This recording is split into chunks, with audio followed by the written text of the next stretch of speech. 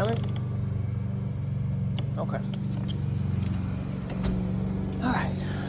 I wanted to get some recording of my garden before I put it off any longer. So, I believe these are ginger plants, all these big old leaves. It's what that flower is too. So, I had plentiful berries this year. I'm very bad at taking care of the berries because they're like right next to my front door. So I mow them over a lot, but still got a lot of berries this year. So blackberries, boysenberries, blueberries, raspberries, blueberries, elderberry, old stuff. First year growing okra, it's doing great. Harvesting a lot of it. Made fried okra. It's good, but I want a less fried dish. So there's that.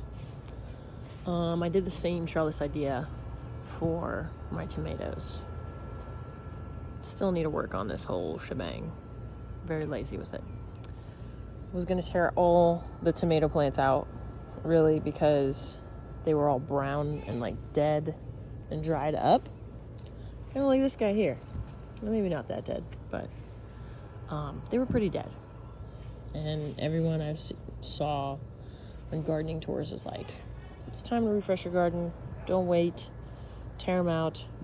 And I was like, I don't feel like doing anything else this year.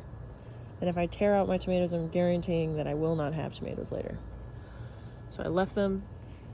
And the plants that weren't doing well are now actually, like, maybe I got one successful tomato off of this one plant all summer, is now fruiting so many fruits.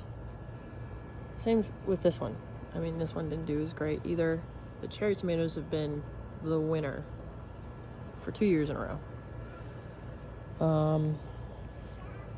This is the Black Prince, and it just didn't do good last year. Wasn't doing good this year, so maybe it will show me what's up before the year is over. I hope it does. So yeah, there is a lot of growth. I love these sunflowers. They grow like a bouquet. Bunch of small heads. Pretty great. Basil, I'm kind of letting that go. I think it's still savable or salvageable, words.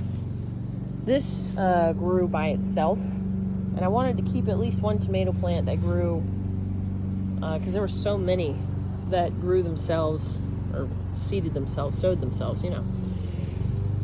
for the beginning of the season. I was like, I want to keep at least one and see what it does. It wasn't doing great. I gotta be honest. I think I was trimming it for a second, but then I'm just letting it get crazy. I'm letting all this go crazy because I don't want to do anything anymore, and I don't want to end the garden season just yet by tearing it all out. So I am putting some peas over there, and I put some beets over there. So maybe a little bit of lettuce. So I'm sprinkling in more stuff to possibly harvest later. Cilantro and junk. This whole area is a bunch of determinate or semi-determinate. I started doing the Florida weave, and then when they all died, I was like, screw it, not gonna mess with it anymore. But then they started growing again. So yeah, it looks really messy, and I'm just not gonna do anything with it. I've decided to be consistently lazy, instead of messing up my streak. But yeah, that's a sweet potato vine. Started growing over here. I might tear that out, but it's about to start flowering. And you guys know, if you don't know, you will know that sweet potato vines grow the biggest, pinkest, prettiest flowers. So I'm excited to see that. This is another one of them determinants on the side, and I believe this is the same one because it's got that potato leaf. So even this one is doing pretty good. I don't think I liked these guys. They're like some sort of tiger stripe tomato.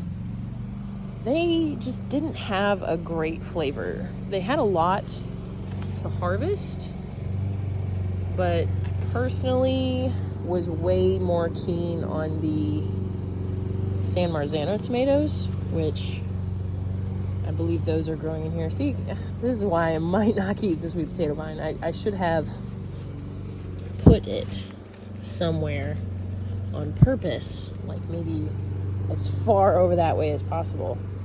Everything would have been fine, but I didn't do that. So, I think there's some San Marzanos over there.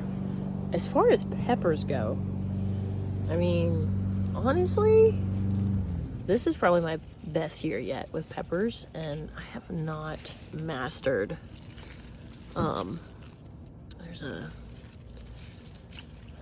pepper plant on top of a pepper plant here, so we're just gonna hopefully not destroy anything, maybe mess with it.